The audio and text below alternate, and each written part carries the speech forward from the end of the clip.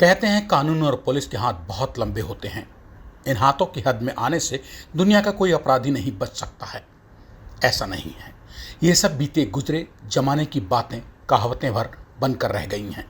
अब ना तो कानून के हाथों की वो लंबाई बची है जो हर अपराधी को सजा देकर उसे जेल में डलवा सके, और ना ही खाकी वर्दी के आगे भूत भागते हैं। आज का कानून और आज की पुलिस नए और बदले हुए भागम भाग वाले जमाने के हैं। इस अंधी दौड़ में शामिल काहे की पुलिस और किसका कानून। नमस्कार दोस्तों, इस वक्त आप बने हुए हैं अपराध की दुनिया से जुड़े स्टेट मिरर हिंदी के यूट्यूब चैनल पर खास कार्यक्रम तह तक से, और पॉडकास्ट की इस हैरत अंगेज मगर सच को कुरेदती कड़ी में मैं हूं आपके साथ आपका हमजुबान संजीव चौहान। आज बेखौफ बेबाक बात यानी कहानी लेकर आया हूं जंगल राज के लिए बदनाम कुख्यात बिहार राज्य में अब से 50 साल पहले बम धमाके में कत्ल कर डाले गए भारत के तत्कालीन रेल मंत्री ललित नारायण मिश्र हत्याकांड की। देश के रेल मंत्री का वो कत्ल जिसने दुनिया हिला डाली। अगर नहीं हिली तो भारत की अब तक की हुकूमतें, जिनके कंधों पर अपने रेल मंत्री के कत्ल का पर्दाफाश करने की जिम्मेदारी थी, वे हुकूमतें और हुक्मरान ही ललित नारायण मिश्र हत्याकांड के दस्तावेजों को कैसे अपने नीचे दबाकर हमेशा हमेशा के लिए उनके ऊपर खुद जिंदा लाश का सा बोझ कहिए या फिर पत्थर बनकर बैठ गए। आइए सुनते हैं देश के वरिष्ठ पत्रकारों में शुमार मुकेश बालयोगी को, जो कि इस वक्त बिहार की राजधानी पटना से मेरे साथ मौजूद हैं। मुकेश बालयोगी ही इस वक्त स्टेट मिरर हिंदी के इस खास कार्यक्रम में आज की पीढ़ी को बताएंगे कि आखिर क्या और कितना काला अतीत है ललित नारायण मिश्र हत्याकांड का। 2 जनवरी 1975 की वह तारीख थी और मुजफ्फरपुर समस्तीपुर रेल लाइन उसको ये वो जो छोटी लाइन थी उसको बड़ी लाइन में कन्वर्ट करना था, जिसको कहा जाता है कि ब्रॉड गेज से मीटर गेज में कन्वर्ट करना था। उसी का उद्घाटन था। मुजफ्फरपुर समस्तीपुर रेल लाइन वही रेल लाइन है जो कि कोलकाता दिल्ली रोड को का जो रेल लाइन है उसको कनेक्ट करता है। इसलिए बिहार की दृष्टि से ये एक बड़ा काम होने जा रहा था। इसके लिए और उसमें ललित नारायण मिश्र जी का योगदान था, और रेल मंत्रालय बिहार के नेताओं का बड़ा प्यारा कैबिनेट रहा है। आप देखेंगे कि बहुत सारे बिहार के रेल मंत्री हुए हैं। जॉर्ज फर्नांडिस हुए हैं, नीतीश कुमार हुए हैं, रामविलास पासवान रहे हैं, और भी संभवतः मुझे और भी एक रहे हैं जो मुझे स्मरण नहीं आ रहा है। तो ललित नारायण मिश्र जी और मिश्र रेल मंत्री थे, और इसके लिए वो खुद से उद्घाटन करना चाहते थे। जब वो वहां दिल्ली से चले तो जिस प्लेन से चले उसके पायलट ने, वो सरकारी विमान से वहां से उड़ान भरते हैं, उसके पायलट ने उनसे कहा कि सर मौसम ठीक नहीं है, हमें रुक जाना चाहिए। लेकिन उसकी बात को उन्होंने अनसुनी करके वो समस्तीपुर आते हैं। समस्तीपुर में सभा होती है, वो रेल लाइन का उद्घाटन करते हैं, वहां सभा होती है, शानदार भाषण उनका होता है, भारी हजारों की भीड़ जुटी थी। और चूंकि वो बड़े लोकप्रिय नेता थे ललित नारायण मिश्र, उनके बारे में कहा जाता है कि बहुत विद्वान भी थे और लोगों से बड़ी सहजता और सरलता से मिलते थे। और मिथिलांचल का, बिहार का एक इलाका है, एक कल्चरल इलाका है मिथिला, उस मिथिलांचल के वो सबसे बड़े लीडर माने जाते थे। माना जाता था कि उनके एक इशारे पर पूरी मिथिला नाचती है, उनके एक इशारे पर मिथिलांचल के लोग एक पैर पर खड़े हो सकते थे, इस तरह की उनकी स्थिति थी। और समस्तीपुर जहां वो सभा थी वह भी मिथिलांचल का ही इलाका है। और सभा में भाषण देने के बाद वो मंच से नीचे उतर रहे होते हैं, तो उन्हीं की सीढ़ियों पर भीड़ में से ग्रेनेड फेंका जाता है। ग्रेनेड फेंकने के कारण वो खुद भी घायल होते हैं, उनके भाई जो बाद में चीफ मिनिस्टर बने जगन्नाथ मिश्र, वो घायल होते हैं। एक एमएलसी विधान पार्षद, आप जानते होंगे कि बिहार की जो असेंबली है उसमें 2 हाउस है, अपर हाउस और लोअर हाउस पार्लियामेंट की तरह। तो अपर हाउस लेजिस्लेटिव काउंसिल है और लोअर हाउस लेजिस्लेटिव असेंबली है। तो लेजिस्लेटिव काउंसिल के एक मेंबर थे सूर्य नारायण झा, उनको भी ग्रेनेड लगता है, उनकी संभवतः मौके पर ही मौत हो जाती है। और रेलवे के एक स्टाफ जिनको प्रोटोकॉल के तहत मंच की व्यवस्था में रेलवे की ओर से लगाया गया था, संभवतः उनका नाम किशोर दास या कुछ था, वो भी घायल होते हैं और उनको ले जाते समय एम्बुलेंस में उनकी मौत होती है। भारत के तत्कालीन रेल मंत्री ललित नारायण मिश्र को उन्हीं के गृह राज्य में बम विस्फोट कर कत्ल कर डाले जाने के 50 साल पुराने मामले की जड़ें अब स्टेट मिरर हिंदी 50 साल बाद खोद कर आज उस लोमहर्षक हत्याकांड की तह तक पहुंचने की कोशिश में आखिर क्यों जुटा है।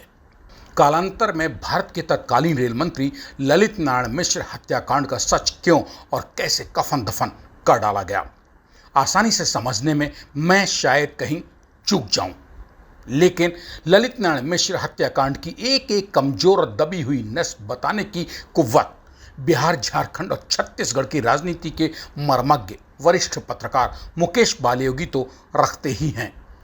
ललित नारायण मिश्र जी को प्रशासन के कहने पर उन्हें ट्रेन से पटना लाने की का इंतजाम होता है। वहां पर कुछ लोगों ने कहा भी कि दरभंगा ले जाया जाए, तो उसमें कहा जाता है कि नहीं, दरभंगा में प्रॉपर इलाज नहीं हो पाएगा, पटना ले जाया जाए। जबकि और उस ट्रेन में न तो डॉक्टर्स की कोई टीम रखी जाती है, न कोई जीवन रक्षक उपकरण रखे जाते। एक डॉक्टर रखा जाता है लेकिन कोई जीवन रक्षक उपकरण नहीं रखे जाता, कोई प्रॉपर इंतजाम नहीं होता। अब सामान्य आदमी भी आज के दिन में अगर बीमार होता है तो एक ऑक्सीजन का सिलेंडर रख लेता है, एक डॉक्टर को अपने साथ ले लेता है, लेकिन कोई इंतजाम नहीं होता है। और 14 घंटे, जो कि सामान्य जो ऐसी ट्रेनें जिनको लोकल ट्रेन कहा जाता है, जो हर स्टेशन पर रुकती हैं, उनका भी उस समय समस्तीपुर से पटना लाने में उनको 7 घंटे लगते थे, लेकिन इनको वहां ललित नारायण मिश्र जी को समस्तीपुर से पटना ले जाने में 14 घंटे लगे। जब वो वहां लाया जाता है पटना मेडिकल कॉलेज हॉस्पिटल, तो वहां के डॉक्टर्स कहते थे कि संक्रमण बहुत फैल चुका है और स्थिति काबू से बाहर है, हम लोगों के बस की बात नहीं है, फिर भी हम इलाज करते हैं। बल्कि दबी जुबान में उन लोगों ने यह भी कहा कि इन्हें दिल्ली ले जाया जाए और दिल्ली के किसी बड़े अस्पताल में इनको भर्ती करा करके, जहां बहुत सारे उपकरण हो, जीवन रक्षक उपकरण हो, उनको रखा जाए और इलाज किया जाए। लेकिन डॉक्टरों की बातें अनसुनी करती जाती है और अगले दिन 24 भर्ती पीएमसीएच में, पटना मेडिकल कॉलेज हॉस्पिटल में भर्ती होने के 24 घंटे बाद ललित नारायण मिश्र दम तोड़ देते हैं। मुझे उम्मीद ही नहीं, अटूट विश्वास है कि इस वक्त स्टेट में हिंदी के साथ मौजूद श्रोता पटना से साथ में मौजूद वरिष्ठ पत्रकार मुकेश बालयोगी की मुंह जबानी तत्कालीन रेल मंत्री ललित मिश्र हत्याकांड की दो टूक कहानी सुनकर समझ चुके होंगे कि अगर सरकारी अमला यानी तत्कालीन बिहार राज्य और दिल्ली में मौजूद उस वक्त की केंद्र सरकार चाहती तो ललित नारायण मिश्र का जीवन शायद सुरक्षित हो सकता था, लेकिन ऐसा हुआ नहीं। या ये कहिए कि कथित रूप से जानबूझकर उस हत्याकांड के षड्यंत्रकारियों ने ललित नारायण मिश्र का जीवन बचाने के हर संभावित प्रयास में जानबूझकर मट्ठा डालकर किसी भी प्रयास को जानबूझकर फलीभूत ही नहीं होने दिया, क्योंकि षड्यंत्रकारी भला क्यों चाहेंगे कि उनका शिकार यानी भारत के तत्कालीन जिन रेल मंत्री ललित नारायण मिश्र को कत्ल करने के लिए षड्यंत्रकारियों ने बम धमाके तक का इंतजाम किया था, ललित नारायण मिश्र के हत्यारों का वो षड्यंत्र ललित नारायण मिश्र को जिंदा बचाकर असफल सिद्ध करवा डाला जाता। उस लोमहर्षक और भारत के तत्कालीन रेल मंत्री के हत्याकांड के हर संदेह पर पैनी नजर से उसे 3 दशक से ताड़ रहे पत्रकार मुकेश बालयोगी कहते हैं। आश्चर्यजनक यह है कि उन्हें ट्रेन से लाया जाता है, लेकिन वहीं जिस विमान से ललित नारायण मिश्र दिल्ली समस्तीपुर गए थे, वह विमान वहीं खड़ा था और उस विमान से उन्हें नहीं लाया जाता है। आश्चर्यजनक तथ्य यहाँ ये है और साजिश के सूत्र यही दिखाई देते हैं। आपके हमजुबान संजीव चौहान और इस वक्त स्टेट मिरर हिंदी के खास प्रोग्राम तह तक में श्रोताओं के संग पटना से बने हुए वरिष्ठ राजनीतिक और खोजी पत्रकार मुकेश बालयोगी भारत के तत्कालीन रेल मंत्री ललित नारायण मिश्र हत्याकांड के सच को दफन कर दिए जाने पर बेबाक बेखौफ कारणों पर देश के कुछ मक्कार या घाघ नेताओं की सी उलझी बातें तो कतई नहीं कर रहे हैं, ना ही वो ऐसा कोई तर्क दे रहे हैं जैसे कि मानो मुकेश बालयोगी एक आम इंसान या मजे हुए पत्रकार न होकर पुलिस या सीबीआई का कोई भ्रष्ट अफसर हों, जिनके कंधों पर ललित नारायण मिश्र जैसे हाई प्रोफाइल हत्याकांडों पर हमेशा के लिए मिट्टी डालने की जिम्मेदारी ही सौंपी जाती रही हो। पत्रकार की पैनी नजर से मुकेश बालयोगी तो समाज में घट चुकी या आज घट रही रेल मंत्री ललित नारायण मिश्र जैसी लोमहर्षक घटनाओं पर खुलकर बात कर रहे हैं। ये तो सुनियोजित कत्ल था और कातिल पता थे, षड्यंत्रकारी पता थे, आपको नहीं लगता? ये इसलिए भी लगता है कि एक केंद्रीय मंत्री की हत्या का प्लान कभी भी छोटे स्तर पर नहीं बनाया जा सकता है। बड़े से बड़े अपराधियों के हाथ कांप जाएंगे। तो जब भी ये साजिश हुई होगी तो एक बड़े उच्च स्तर पर हुए होंगे और उस समय लोगों की जुबान पर, राजनीतिक सर्कल में, या उस समय के कई सारे इंटेलिजेंस ऑफिसर्स जो बाद में रिटायर हो गए, उनसे मैंने बात भी की कई बार, कि उन सब लोगों का कहना था कि भारतीय राजनीति की एक बड़ी ही दिग्गज हस्ती, महिला हस्ती, जो उन दिनों भारतीय राजनीति के आकाश में छाई हुई थी, लोगों का कहना है कि उनसे इनका कुछ विवाद चल रहा था और कहीं न कहीं वह जो राजनीतिक हस्ती थी, वह ललित नारायण जी को अपना प्रतिद्वंदी मानने लगी थी। और वो किसी भी हद तक जा सकती थी, और वो दिल्ली बेस्ड महिला नेता थी जिनको आयरन लेडी कहा जाता था। आयरन लेडी कहा जाता था। और कांग्रेस उस समय आइडियोलॉजिकल कॉन्फ्लिक्ट से गुजर रहा था। वह विचारधाराओं का एक अंतहीन संघर्ष कांग्रेस के अंदर चल रहा था। आर्य समाजियों का गुट था, बसंत साठे जैसे आरएसएस और आर्य समाज से जुड़े हुए नेता भी थे, वहां सोशलिस्टों का एक अलग गुट था, चंद्रजीत यादव जैसे घोर कम्युनिस्टों का अलग गुट था, और ऐसे कई सारे लोग। मतलब एक कांग्रेस के भीतर मुकेश बालयोगी जी 1975 में जब गुट के भीतर गुटबाजी हो रही थी, बड़े बड़े मठाधीश अपनी कुर्सियां बचा रहे थे, आयरन लेडी को अपनी कुर्सी बचानी मुश्किल हो रही थी, ये हत्या ललित नारायण मिश्र रेल मंत्री की उस दौरान होना ही अपने आप में संदेह पैदा करता। आप ये कहना चाह रहे हैं? जी बिल्कुल, बिल्कुल मैं ये कहना चाह रहा हूँ कि ये अपने आप में एक बड़े संदेह को जन्म देता है। फिर जो कड़ियां जुड़ती है कि जिस तरह से ट्रेन को लाने में 14 घंटे लग गए, आखिर इतने बड़े राजनेता के लिए तो सारी रेल लाइनें क्लियर हो जानी चाहिए। हवाई जहाज खड़ा हुआ है, हवाई जहाज वहीं खड़ा हुआ है, उससे नहीं ले जाया गया, उससे नहीं ले जाया गया। पटना में पीएमसीएच के डॉक्टर कह रहे हैं कि अब मेरे बस की बात नहीं है, पटना से उन्हें दिल्ली नहीं ले जाया गया। बड़े अपराधों के छोटे से छोटे छेदों पर भी पैनी नजर रखने में माहिर बिहार के वरिष्ठ पत्रकार मुकेश बालयोगी की बात में दम है। बिहार पुलिस और सीबीआई और कानून, कोर्ट कचहरी ललित नारायण मिश्र हत्याकांड में क्यों ना कथित तौर पर ही सही अंधे, गूंगे, बहरे, लूले, लंगड़े बनकर दुम दबाकर बैठ गए हैं। वे सब गांधी जी के 3 बंदर बनकर क्यों बैठे, इसका जवाब यह सब खुद दें। मगर पत्रकार मुकेश बालयोगी यूं ही सरकारी एजेंसियों और ललित नारायण मिश्रा हत्याकांड के आसपास हमेशा भटकते, खटकते, करकते रहने वाले कुछ कथित मास्टरमाइंड, खुराफाती दिमाग, नेता मंत्रियों की मानिंद हवा में गुब्बारे तो कतई नहीं उड़ा रहे हैं।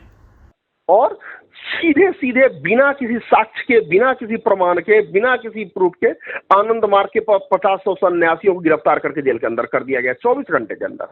24 घंटे के अंदर मतलब एक ललित नारायण मिश्र के कत्ल को करा के, अंजाम दिलवा के एक पंथ कई काज कर लिए, एक तीर से कई निशाने मारे थे दुश्मन ने, पॉलिटिकल दुश्मनों ने। और आनंद मार्गियों को गिरफ्तार कर लिया गया, जिनका कहीं दूर दूर तक का कोई सबूत नहीं मिला। और इतना ही नहीं, आनंद मार्ग के सन्यासी बार बार आनंद मार्गियों ने जब बाद में प्रदर्शन किया तो मेरा दोस्त तो बताओ, एक भी सबूत तो दो। प्रभात रंजन सरकार जो उस समय उनके गुरु थे, उनके परिजन बोले कि अगर एक भी सबूत मिल जाए तो आनंद मार्ग को मैं भंग कर दूंगा और दोबारा सबसे कहूंगा कि आनंद मार्ग को छोड़ दो और अपने घर लौट जाओ।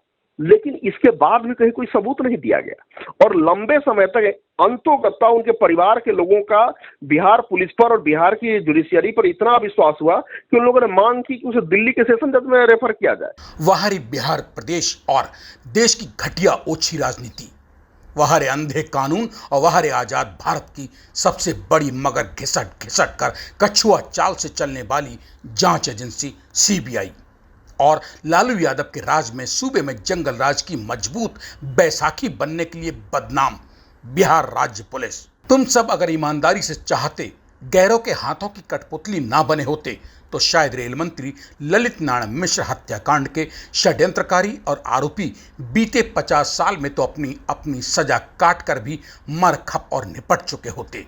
मगर सत्ता के गलियारों के करीब पहुंचते ही हाँफने लगने वाली बिहार पुलिस या सीबीआई से ऐसे यादगार काम की उम्मीद करना तो किसी ईमान वाले इंसान को सरासर बेईमानी सा ही होगा। वरना जिन आनंद मार्गियों का ललित नारायण मिश्र हत्याकांड से दूर दूर तक कोई वास्ता ही नहीं था, उन्हें तो तुम सरकारी एजेंसियों ने कानून के घेरे में जबरिया ही घेर बांध और बटोर लाई। जबकि ललित नारायण मिश्र के असली कातिल 50 साल बाद भी देखने की बेईमान उम्मीद में हमारी पीढ़ी दर पीढ़ी बूढ़ी होकर मरती, खपती और खत्म होती जा रही है।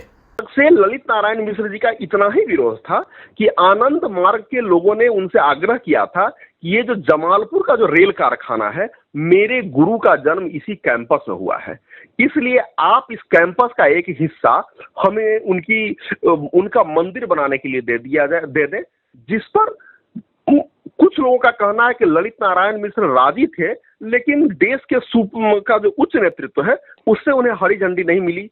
कुछ लोगों का कहना था कि नहीं, ललित नारायण मिश्र जी ने साफ इनकार कर दिया कि किसी भी सरकारी जमीन या रेलवे की जमीन को कोई मंदिर या किसी गुरु के आश्रम को बनाने के लिए नहीं दिया जा सकता है। आनंद मार्ग से उनका उतना ही विरोध था, लेकिन उस विरोध के कारण आनंद मार्गी उनकी हत्या के स्तर तक नहीं जा सकते थे, क्योंकि आनंद मार्ग का एक बड़ा ही आध्यात्मिक दर्शन और बहुत सारा आनंद मार्गियों ने एक पॉलिटिकल पार्टी भी बनाई थी जिसका नाम प्रौत था। उसका एक लंबी पॉलिटिकल फिलॉसफी थी और सिस्टम बिल्डर पॉलिटिकल फिलोसफर के रूप में आनंद मूर्ति उन दिनों प्रचारित हो रहे थे या उनके अनुयायी प्रचारित हो रहे थे। तो उस समय ये केवल एक घटना नहीं, ऐसी कई घटनाएं बिहार और बंगाल में हुई जिनमें राजनीतिक हत्याओं में सीधा आनंद मार्ग का नाम थोप दिया गया। खैर, अब वह आनंद मार्ग भी अब अवसान की ओर है, लेकिन और उनके कई सन्यासियों को गिरफ्तार कर लिया गया, लंबा मुकदमा चलाया गया, बाद में वो लोग बरी भी हो गए। सीबीआई ने भी अपने जांच में आनंद मार्गियों को ही दिया। बाद में जब उनकी पत्नी ललित नारायण मिश्र की पत्नी और ललित नारायण मिश्र के भाई जो बाद में चीफ मिनिस्टर भी बने, डॉक्टर जगन्नाथ मिश्र, उन्होंने साफ साफ कहा कि ललित नारायण जी का आनंद मार्गियों से कोई विरोध नहीं था, बल्कि समय समय पर उनसे मिलते भी रहते थे, उनसे विचार भी करते रहते थे। और इसके बाद उन लोगों ने कर्पूरी ठाकुर, जो बाद में चीफ मिनिस्टर बने, कांग्रेस की सरकार गई और कर्पूरी ठाकुर चीफ मिनिस्टर बने, तो ललित नारायण मिश्र जी की पत्नी कामेश्वरी मिश्र ने उनके पास अपील की कि मेरी पति की हत्या की जांच कराइए आप, जिससे एकदम कौन दोषी है पता लग सके। इसके बाद कर्पूरी ठाकुर जी ने न्यायमूर्ति वीएम तारकुंडे, जो कि भारत की जुडिशियल हिस्ट्री में एक बड़ी हस्ती है, बड़ा नाम है वीएम तारकुंडे का, उनकी अध्यक्षता में कमीशन गठित की।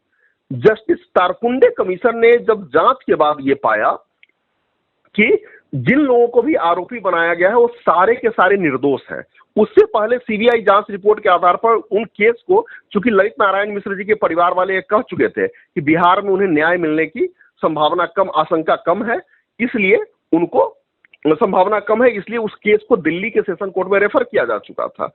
वहां से भी बाद में बहुत सारी चीज कुछ नहीं निकल पाया। अब फिर से उनके परिवार वाले, ललित नारायण मिश्र के परिवार वाले कोशिश कर रहे हैं कि उस फाइल को खोली जाए। उनके जो पौत्र है वैभव मिश्रा, उसमें जोर शोर से लगे हुए हैं, उस फाइल को खोली जाए और कम से कम ये पता तो चले कि ललित नारायण मिश्र जी की हत्या का कारण क्या था, कौन लोग उनकी हत्या के पीछे थे।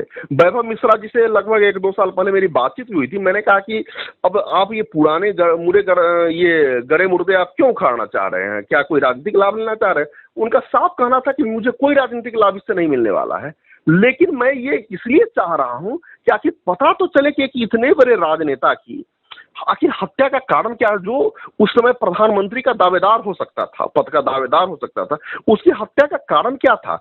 और अगर इतने बड़े राजनेता की हत्या के बारे में नहीं पता चले कि कैसे हुई, क्यों हुआ, क्या कारण था, कौन लोग इसके पीछे था, तो यह एक नेशन के रूप में हम एक फेल नेशन कहलाएंगे कि हमारी इंटेलिजेंस एजेंसियां तो किसी काम की नहीं है, हमारी ये जो इन्फोर्समेंट एजेंसियां किसी काम की नहीं है। बोले कि मेरा कारण सिर्फ इतना है कि और वो आसानी से पता लग सकता है। उनका कहना था कि जो सत्ता के जो उच्च सूत्र हैं, जो सत्ता के शीर्ष के जो लोग हैं, या अभी भी जो इंटेलिजेंस के जो शीर्ष पदों पर जो लोग हैं, उनको ये पूरी कहानी पता है कि क्या हुआ था, कैसे हुआ था और किस कारण से हुआ था, कौन लोग थे इसके पीछे। ऐसा नहीं है कि रेल मंत्री ललित नारायण मिश्र का कत्ल करने में बिहार का कोई गली कूंचे का गुंडा शामिल रहा था। अगर ऐसा होता तो शायद उसे घेर कर हमारी एजेंसियां ना मालूम कब का कानूनन फांसी पर चढ़ा चुकी होती।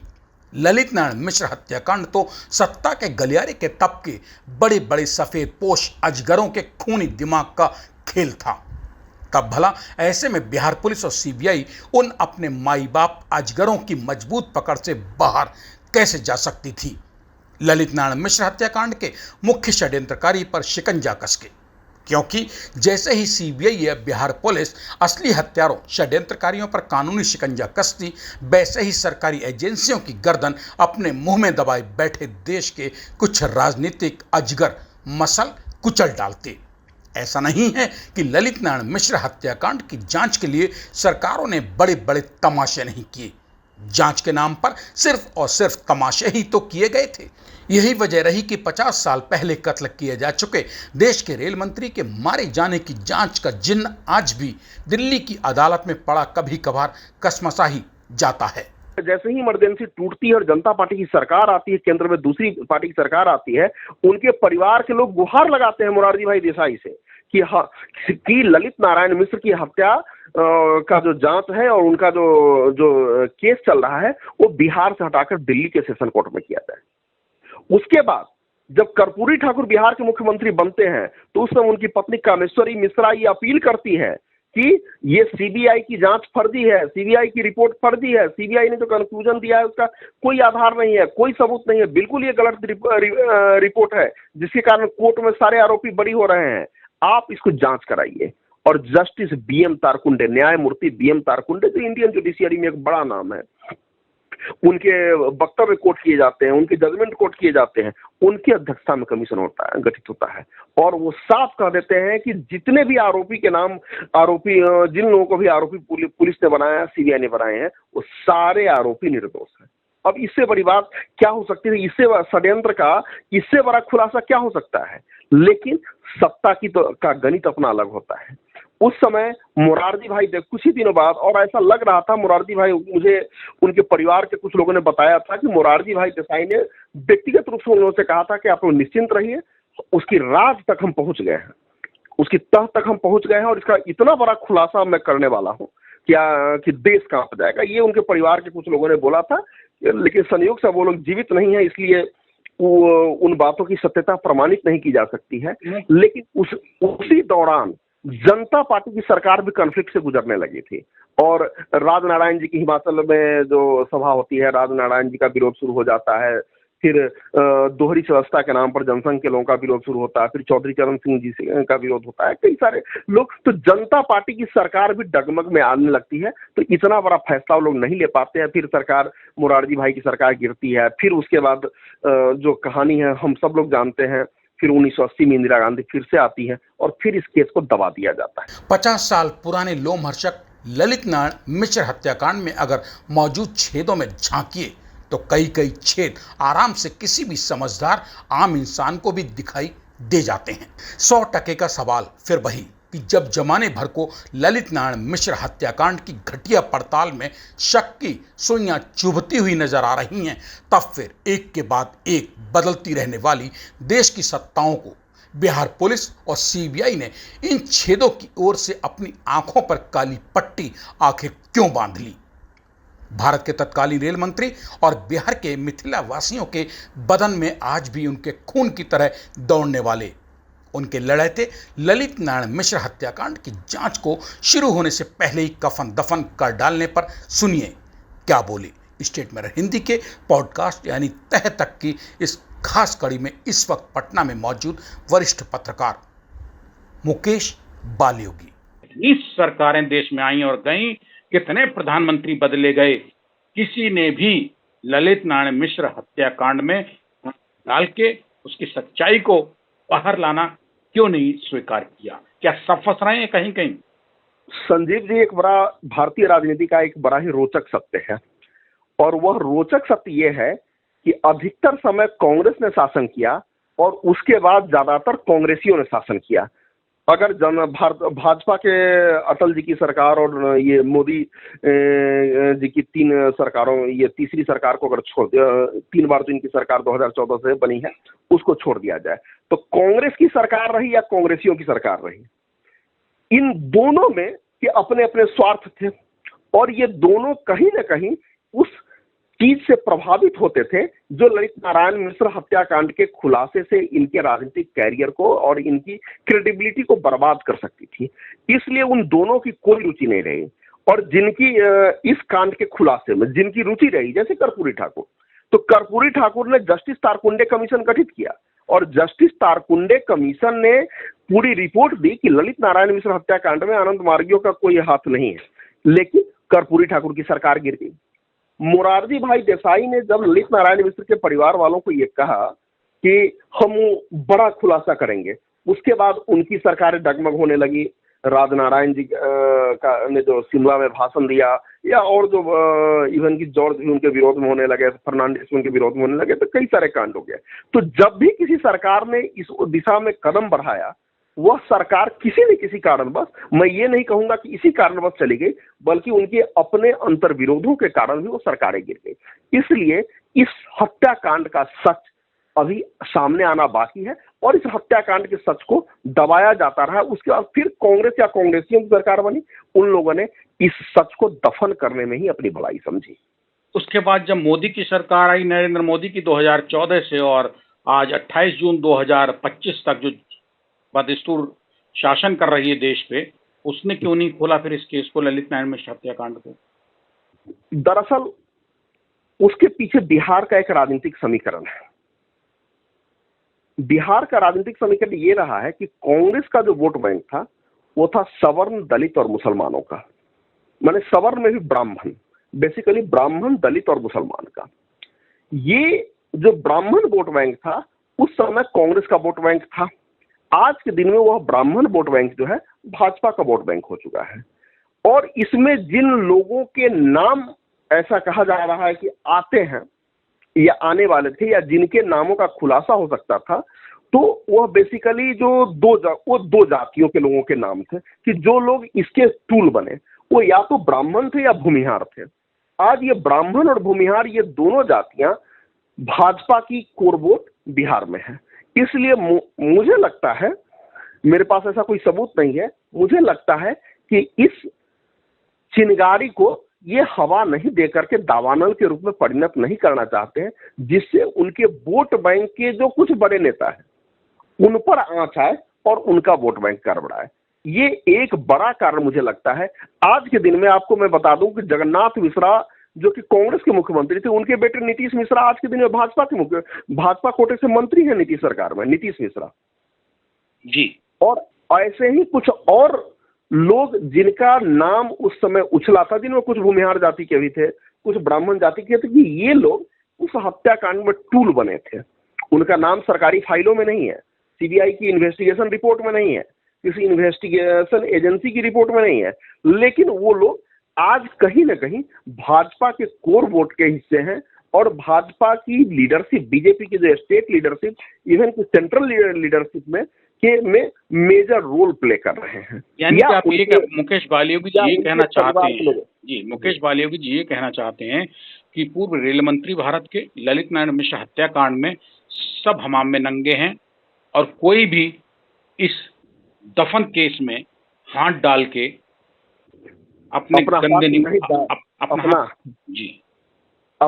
हाथ को गंदा नहीं कर, या अपने हाथ को इस चिंगारी में डालकर जलाना नहीं चाहता है।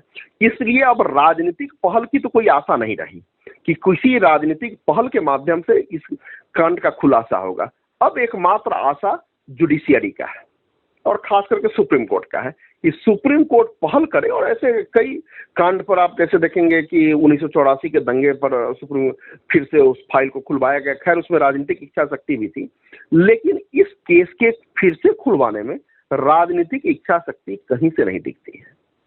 मतलब आप ये कहना चाहते हैं कि देश का सुप्रीम कोर्ट अगर ईमानदार हो जाए, जी, देश की हुकूमत अगर ईमानदार हो जाए, तो ललित नारायण मिश्र हत्याकांड का दूध पानी का पानी हो सकता है, पानी का हो सकता है, वरना ये सुभाष चंद्र जी की तरह एक रहस्यमयी मौत की तरह मंडराता रहेगा हमारी आने वाली पीढ़ियों के आसपास। और ये रहस्य अंतों का, अभी तो 50 साल हुए हैं, अभी तो कभी रह करके ये सवाल सुलगते भी हैं। कुछ दिनों बाद ये सारे सवाल दफन हो जाएंगे, क्योंकि जैसे उनके परिवार के लोगों की भी रुचि नहीं रह जाएगी। लेकिन ऐसे हत्याकांडों का खुलासा इसलिए आवश्यक है क्योंकि हमारा देश का राजनीतिक नेतृत्व किस हद तक घिनौनी हरकतें कर सकता है, कितना नीचे तक जा सकता है, इसका खुलासा आवश्यक है। अब तो उनकी पत्नी भी जीवित नहीं रही। अगर उस कांड का खुलासा भी होता है तो मुझे लगता है जो लोग आरोप के घेरे में आएंगे उनमें से अधिकतर मर चुके हैं, एक दो लोग मृत्यु, जिनके बारे में चर्चा होती है कि उनका हाथ था, वे लोग आज मृत्यु शैया पर पड़े हुए हैं। वो ऐसे भी मर जाएंगे 1-2 साल में, उसे बहुत कुछ मिलने जाने वाला नहीं है। लेकिन फिर भी इस हत्याकांड का खुलासा ये है कि आगे आने वाले राजनेताओं के लिए ये हमेशा एक अलार्म का काम करेगा कि जनता के बीच लोकप्रिय बनने की जगह हत्या की राजनीति से अगर तुम सियासत में सफलता हासिल करना चाहोगे तो ये भूत तुम्हारा पीछा नहीं छोड़ेगा। 25 साल 50 साल बाद तुम्हारे वंशजों को भी इसका हिसाब देना पड़ेगा। ललित नारायण मिश्र जैसे हत्याकांड। जी शुक्रिया मुकेश बालयोगी जी, हमारे साथ थे पटना बिहार से। मुकेश बालयोगी जी वरिष्ठ पत्रकार जो बता रहे थे कि ललित नारायण मिश्र पूर्व केंद्रीय मंत्री का कत्ल भले ही 50 साल पहले हो गया हो, उसे सरकारी और जुडिशरी की फाइलों में भी दफन किया जा चुका हो, लेकिन उस कत्ल के साया जो है वो मंडराता है और लोगों को आज भी दुखी करता है। शुक्रिया, धन्यवाद संदीप जी। इसी के साथ अब आज मुझे यानी अपने हम जुबान संजीव चौहान को दीजिए इजाज़त। इस तरह की और भी पॉडकास्ट की बेबाक बेखौफ कहानियां सुनने के लिए हमारे YouTube चैनल को सब्सक्राइब करके बेल आइकॉन दबाते जाइए, ताकि आपको अपने मोबाइल पर घर बैठे मिल सकें इसी तरह के और तमाम कार्यक्रमों के नोटिफिकेशन। नमस्ते।